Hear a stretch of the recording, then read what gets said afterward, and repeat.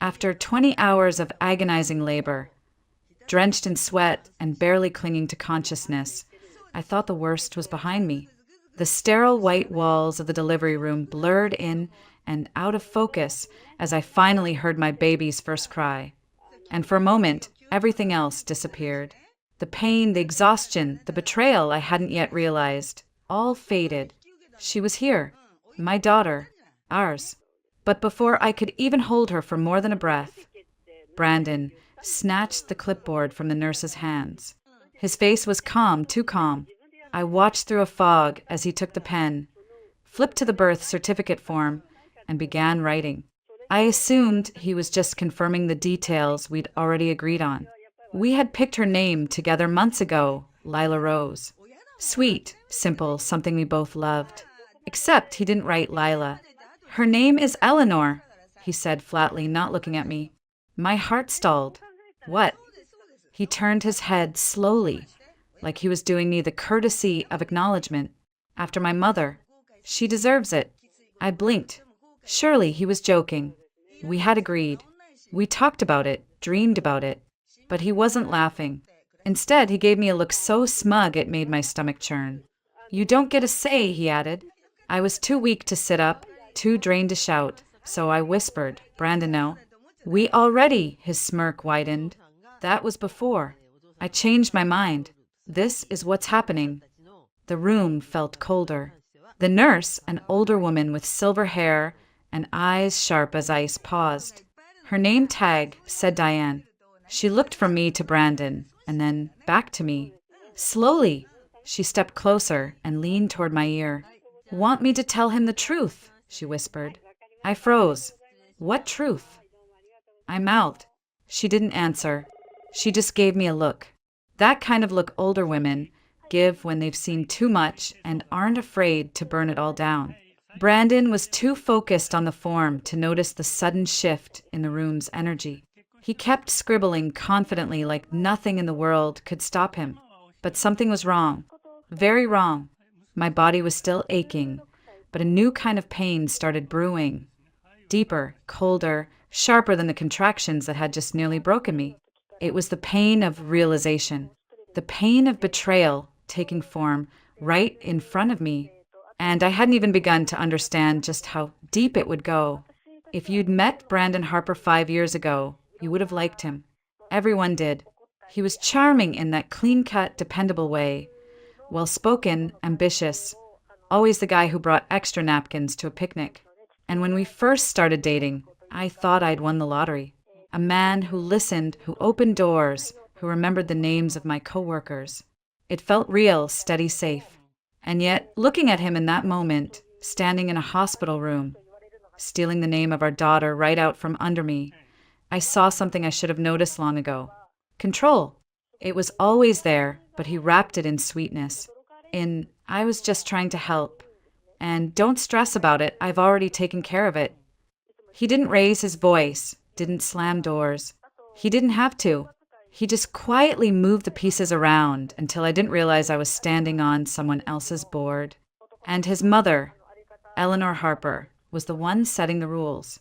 From the day I met her, I knew she didn't like me. I wasn't what she envisioned for her golden boy. I was a school teacher from the east side of Portland, raised by a single mom with a car that rattled every time it stopped at a red light.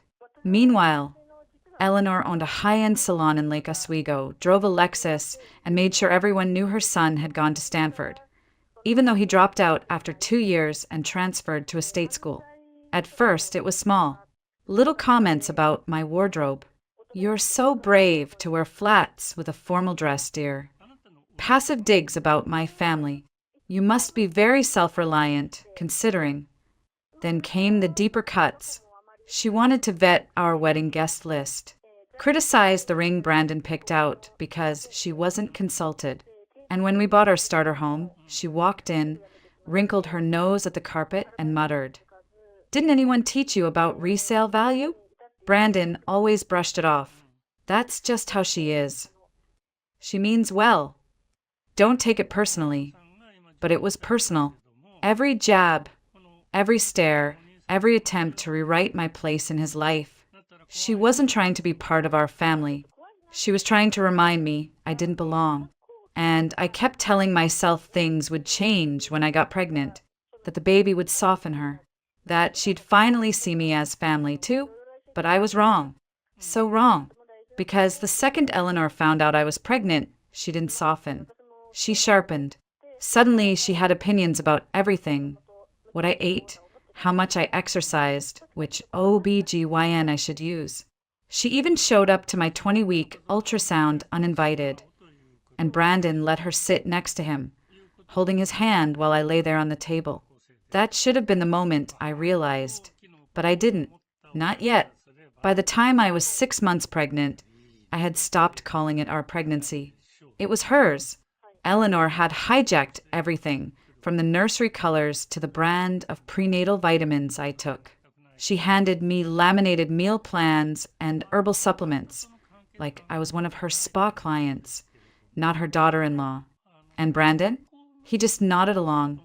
Even when I told him she was stressing me out, even when I broke down crying at night because I felt like a surrogate in my own home. She just wants what's best for the baby, he said. You're too emotional lately. No, I was exhausted. I was growing a human and slowly unraveling under the weight of someone else's expectations. The breaking point came on a quiet Sunday afternoon. We were in the middle of folding baby clothes, tiny onesies that I had picked out, the kind with soft animals and neutral colors I loved. Eleanor was there, of course, sitting on our couch like it belonged to her. She picked up one of the outfits and wrinkled her nose. This looks cheap, she said. I didn't respond. I was too tired, but she wasn't done. I just hope the baby looks like Brandon's side of the family. Your features wouldn't suit a girl. It took me a second to register what she said. Then I looked up. She was staring directly at me, unblinking, with a smile so smug it made my skin crawl. Brandon was sitting right next to her, and he said nothing, not even a flinch. No awkward laugh. No, Mom, that's not appropriate. Nothing. I excused myself and went to the bathroom. I remember staring at myself in the mirror, wondering when I had disappeared. I was still Natalie Harper, still the same woman who loved to teach second graders, who once laughed until she cried watching reruns of The Office, who dreamed of holding her daughter and telling her stories of strength, not silence. But I didn't feel like that woman anymore. I felt like a passenger. And every time Eleanor spoke, every time Brandon stayed quiet, I sank deeper into that silence. So when the due date came and I felt the first contraction, I told myself, this is it. This is the moment it all changes. A new beginning, a new life. But the moment that baby arrived, I realized something worse than all the months of manipulation and passive cruelty. I wasn't just losing my voice. I was losing my child, and I hadn't even left the hospital bed yet. Labor was brutal. I'd heard stories, watched the birth videos in our prenatal classes, read all the articles about breathing techniques and visualization. None of it prepared me. Nothing could. My body felt like it was being cracked open, like every cell inside me was breaking apart to make room for someone else. And the worst part wasn't the pain. It was the way Brandon looked at me through it, detached, irritated. He scrolled on his phone while I screamed through contractions. He took 2 separate calls from his mother while I was begging the nurse for ice chips. At one point, he even left the room to get himself coffee, while I was clutching the bed rails, sobbing, trying not to pass out from the pain. I don't remember the moment my daughter entered the world. That's the part that still breaks me. I was too far gone, numb, exhausted. Tears dried on my cheeks. They placed her in my arms, and I looked at her like I was underwater, seeing beauty through thick glass. And then she was gone. Brandon took her. Well, not her exactly. He took the clipboard from the nurse's hands, plucked the pen from her pocket like he had every right to it, and said, I'll handle this. At first, I thought he was just filling in routine information. Wait, time of birth, parents' names. We'd talked about it all. We'd picked her name together, Lila Rose Harper. It was even written on the little wooden sign I had packed in the hospital bag. But then I heard it. Brandon, speaking softly as he wrote. Her name is Eleanor. Eleanor Marie Harper. I thought I misheard or hallucinated. Brandon, I croaked, voice like paper. What? He didn't even turn around. She's named after my mother. No, I said, barely audible. We agreed, Lila. We chose. He turned then, gave me the smallest smile. You're still out of it. Just rest. You don't get to do that, I whispered. That's when he said it. You don't get a say. Those 5 words felt sharper than the labor itself. I opened my mouth to scream, but no sound came. Only air. Only helplessness. Then the nurse, Diane, stepped closer. Her face unreadable. Her voice low.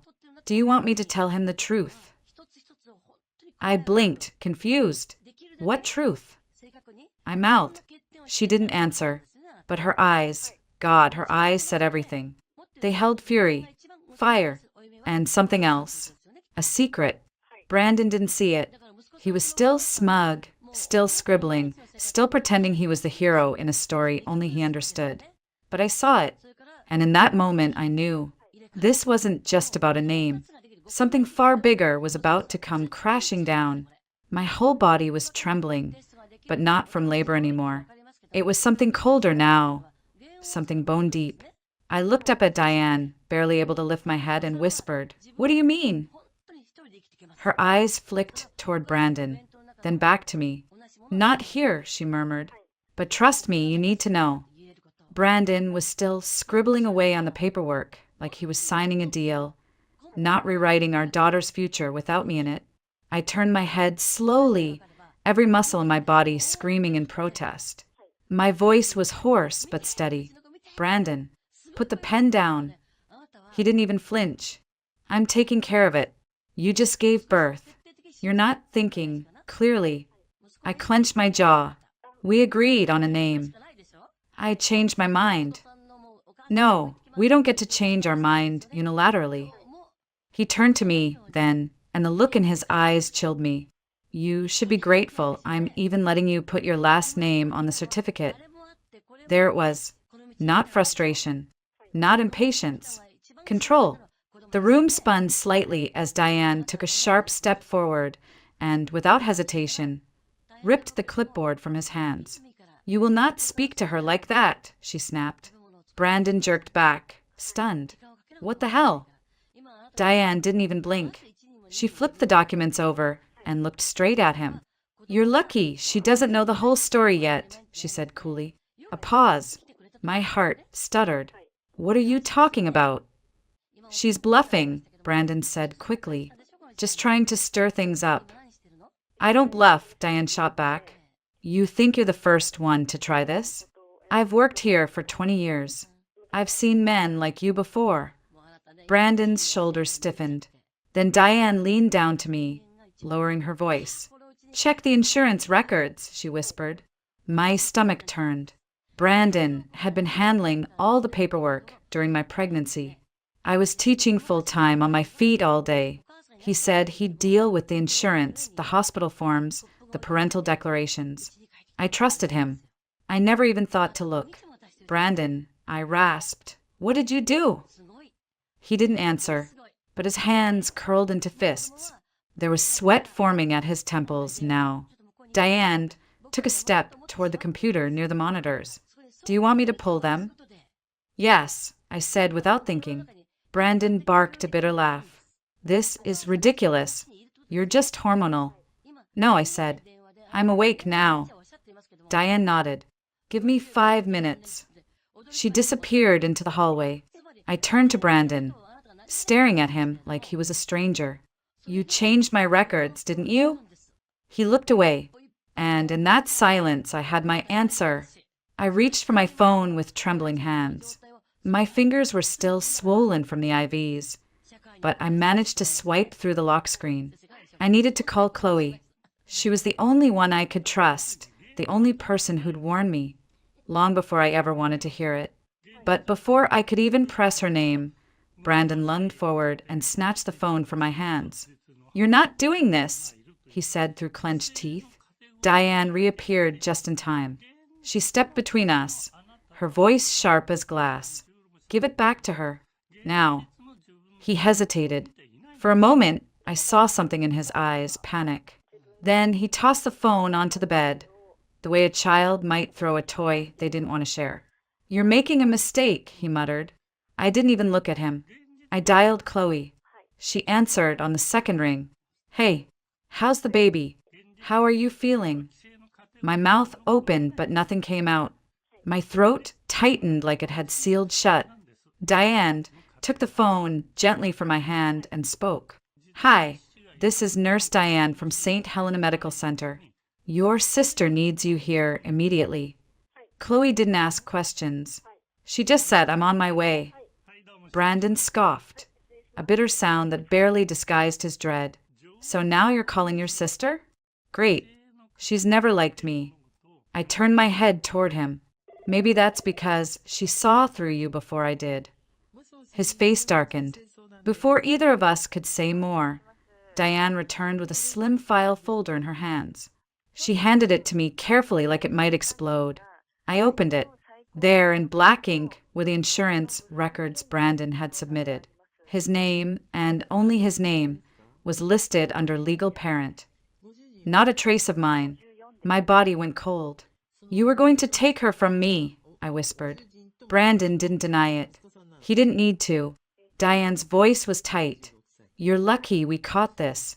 I've seen women lose custody because of documents like this. And it's legal unless someone flags it, which I just did. He stood up suddenly. You're overreacting. I shook my head. I'm done reacting. Now I act. He laughed, a short, ugly sound. You just had a baby. Where do you think you're going to go? Diane placed a firm hand on my shoulder. She won't be alone. That's when the door opened and Chloe stepped in. She didn't even pause at the threshold. She saw my face, the file in my hands, and the expression on Brandon's. And she knew. Chloe didn't say a word. She walked straight to Brandon, snatched the phone from his back pocket like she had every right to it, and began scrolling. He tried to stop her, but she held up a single finger, the same way she used to when we were kids, and I'd start whining in the back seat. That finger meant shut up. It always had. She found what she was looking for almost immediately. Her eyes narrowed. Her face turned red. And then she turned the screen toward me. A thread of messages filled the display. Dozens of them. Brandon and a woman named Samantha. I stared at the words as if they might rearrange themselves into something less cruel. I can't wait until the baby's here. Once she's born, we'll finally be free. She won't have anything left. She'll be stuck. Trust me, she doesn't suspect a thing. It wasn't just an affair. It was a plan. Brandon hadn't just betrayed me. He had intended to trap me, to isolate me, to strip away my child, my autonomy, my entire identity, all so he could walk away clean with someone else. Chloe's voice shook. Are you kidding me? Brandon paled. It's not what it looks like. Oh, she snapped. Because it looks like you and Mommy Dearest were planning to erase my sister from her own life.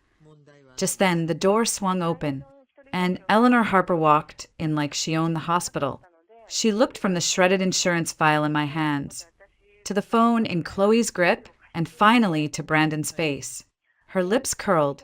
Well, she said coolly, I suppose there's no point in pretending now. Chloe let out a disbelieving laugh. You're not even going to deny it.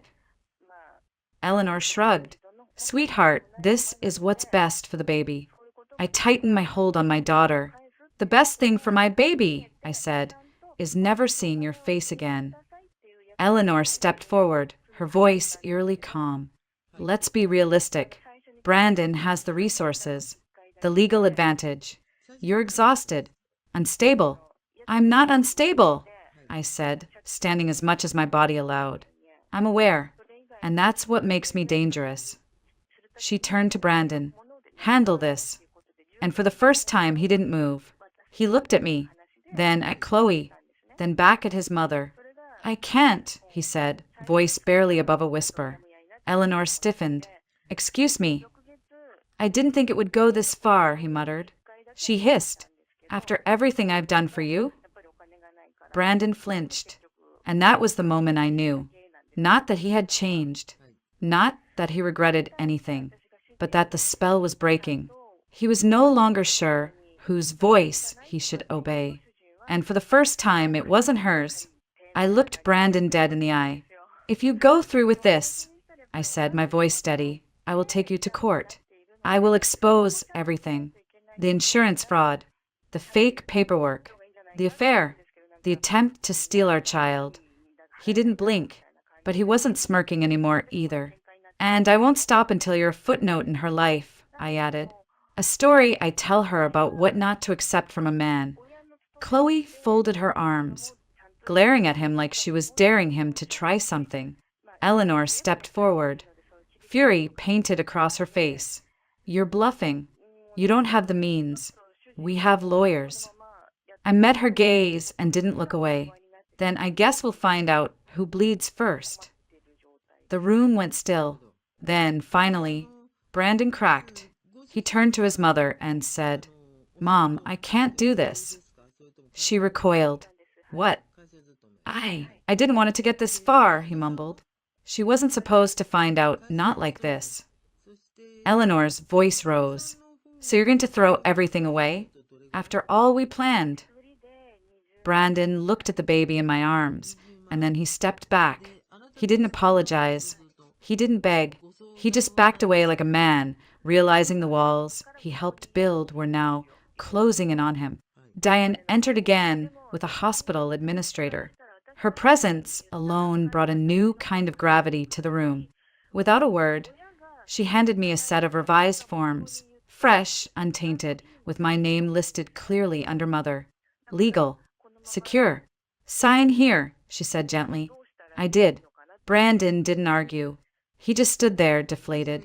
Eleanor didn't leave quietly. She made one last attempt, stepping toward me with that fake sweetness layered over venom. "Natalie, don't let bitterness cloud your judgment. You need stability, and so does the child." "She'll have it," I said, voice sharp, "just not from people like you." Chloe walked over and opened the door. "Get out." Eleanor stood there, lips tight, eyes blazing. Then she turned to Brandon and hissed, "I hope you're happy." He didn't answer. She stormed out, and this time he didn't follow her. I sat back down slowly, my legs trembling. Diane placed a warm blanket over my shoulders and said softly, "It's over now." But I knew better. It wasn't over. Not yet. It was only just beginning. Because now I had power, and I was finally ready to use it. The hospital released me 3 days later. Brandon didn't come with me. He didn't offer to help carry the bags. He didn't even try to hold the baby again. He just stood by the exit, staring at the floor as Chloe packed up our things. And I, holding my daughter in my arms, breathing her in like she was the only clean thing in a toxic world, I walked past him without saying a word. He didn't follow. That night, Chloe stayed with me in the apartment. She sat on the edge of the bed while I fed my daughter and said, "We'll get through this, one step at a time." 2 days later, I filed for divorce. The paperwork was clean, straightforward. With the nurse's documentation and the administrator's signature, the hospital records showed a legal trail that supported everything. The altered insurance, the forged parental designation, even Diane's written report. Our lawyer cousin, Ethan, called it an airtight case of attempted custodial interference. In short, Brandon didn't stand a chance. He didn't fight it. Not once. I think he knew. Deep down. Maybe he always knew what he was doing was wrong. But he still did it. That's what stuck with me. As for Eleanor, she made one more pathetic attempt to regain control. She showed up at my apartment unannounced the following week, carrying a gift basket and a letter she called an invitation to heal. Chloe opened the door and didn't even let her get a word in. She called the cops. That was the last time I saw her. Samantha, the woman Brandon had been planning his future with, ghosted him the moment she realized he had nothing left. She blocked him on everything. Chloe found his Reddit history one night, and we laughed, really laughed, for the first time in weeks.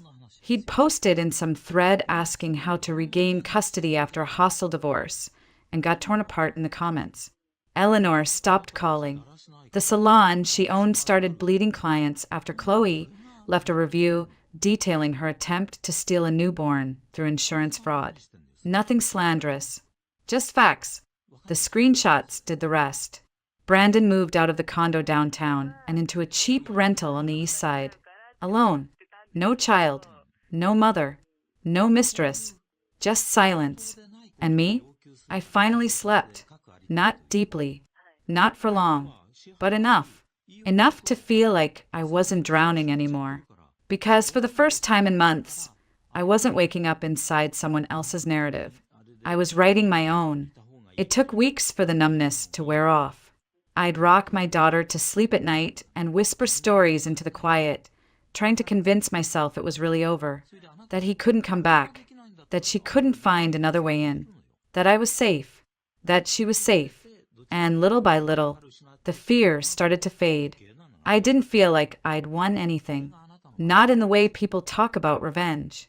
There was no parade, no final courtroom clap, no dramatic confession, just paperwork, silence, a new crib in a small, sunlit room. But sometimes survival is the victory. Brandon had wanted control. Eleanor had wanted legacy. Samantha had wanted convenience. They all treated my child, our child, like a trophy in some warped family game. But she's not a prize. She's not a name to be branded with someone else's expectations. She's mine, and I'll spend every day reminding her that her story didn't begin with surrender. It began with resistance. I tell her the truth, but gently. I tell her she was born on a rainy Tuesday morning, just before Thanksgiving, in a city that smelled like wet leaves and hospital sanitizer. I tell her her first cry was the most beautiful sound I'd ever heard. I tell her that she was wanted, fought for, protected before she even knew how fragile this world could be. And most of all, I tell her that her name is Lila Rose, not because it was the prettiest, but because it was ours. Not mine, not Brandon's, ours. The name we chose before everything twisted, before the mask slipped, before trust broke. She'll grow up never knowing the version of me who kept quiet to keep the peace. That version died in a hospital bed the moment Brandon said, "You don't get a say." And something stronger took her place. Stronger doesn't mean unbreakable. It just means I chose myself, chose her. I still carry scars. Not the ones from surgery or labor, but the invisible kind. The ones that sit between your ribs and tighten every time someone calls you emotional for standing your ground. But they don't own me anymore. Neither does he. Neither does she. Because when Eleanor tried to rewrite my daughter's life before it even began, when Brandon tried to delete me from the story entirely, they didn't expect me to fight back. They thought I'd beg, plead, break. Instead, I built something no one could touch. A life without them. A life where I get to choose. A life where I get to say, I don't need revenge. I have freedom. And that's more than they'll ever have.